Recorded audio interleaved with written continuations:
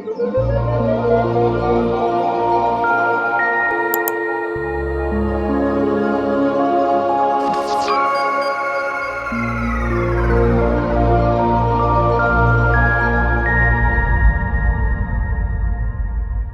you for your questions, and I've been asked to keep my answers short, so we'll see how we go. First question, how can hazard reduction burning be more adaptive to climate change? I think the first step is to assess the effects of climate change on regional fire proneness and on the flammability of vegetation types in the region.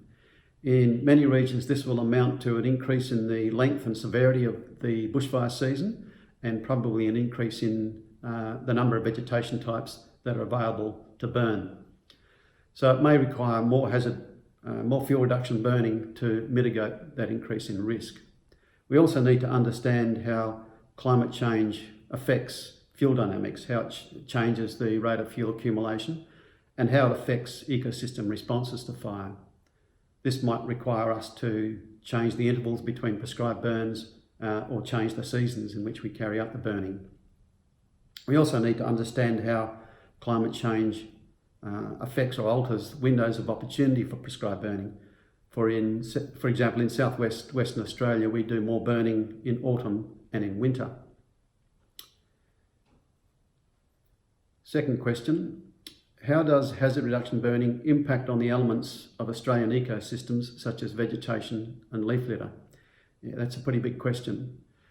A number of studies in southern Australian forests have shown that over long-term prescribed burning has no detrimental effects on the vegetation.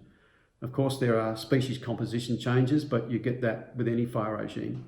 This is perhaps not surprising because plants show a remarkable resilience to fire, and so-called fire-sensitive plants are often able to escape low-intensity, patchy prescribed burns. Either they escape the flames or they are not harmed by the flames.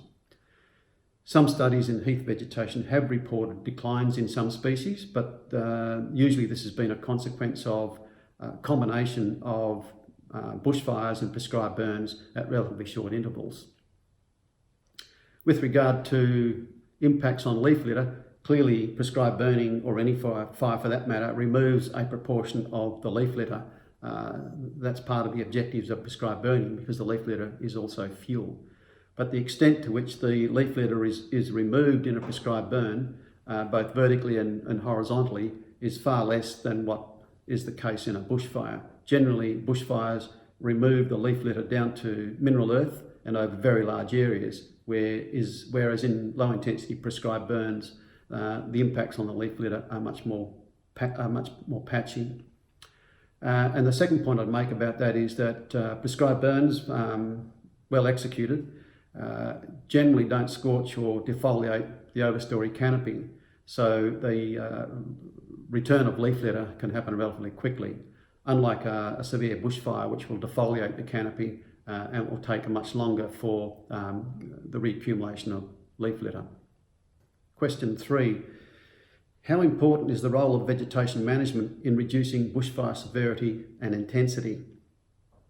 Well, as you know, live and dead vegetation is fuel for a bushfire.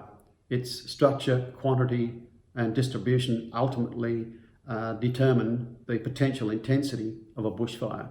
So its management, or fuel management, is critically important. Question 4. How does hazard reduction burning promote healthy species and ecosystem diversity? Again, this is a big question and I probably won't be able to do it justice with a short answer. But the first point I'd make is that fire, started either by lightning or by humans, has been part of the Australian environment, or many Australian environments, for tens of thousands of years. Consequently, the plants and animals and other organisms have evolved physical and behavioural traits to enable them to persist, and in some cases depend upon certain fire regimes for their persistence. The second point I'd make is that the harmful effects, the acute effects of fire is directly proportional to the fire intensity. So high intensity bushfires over large areas have a much greater impact on our ecosystems than relatively small, patchy, low intensity burns.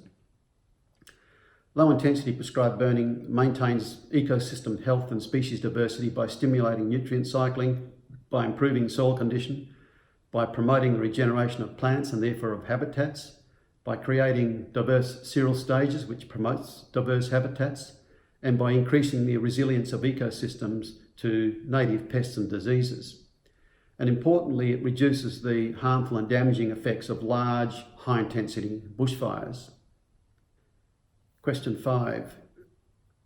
Given the complexities of hazard reduction burning, would it be easier, safer and cheaper to only focus on suppression of bushfires? No. Suppression-only strategies are very expensive, particularly when it involves aircraft.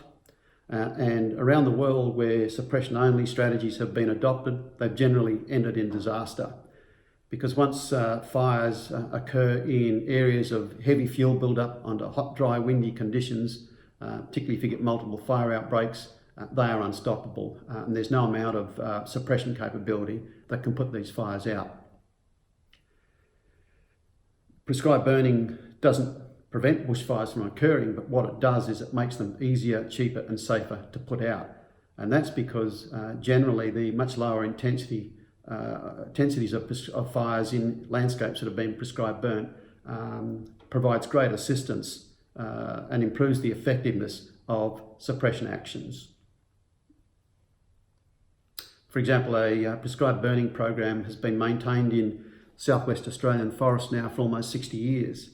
And the data show that we have relatively low bushfire losses as a result of prescribed burning, and there are no records or no evidence of declines or extinctions of species. Thank you.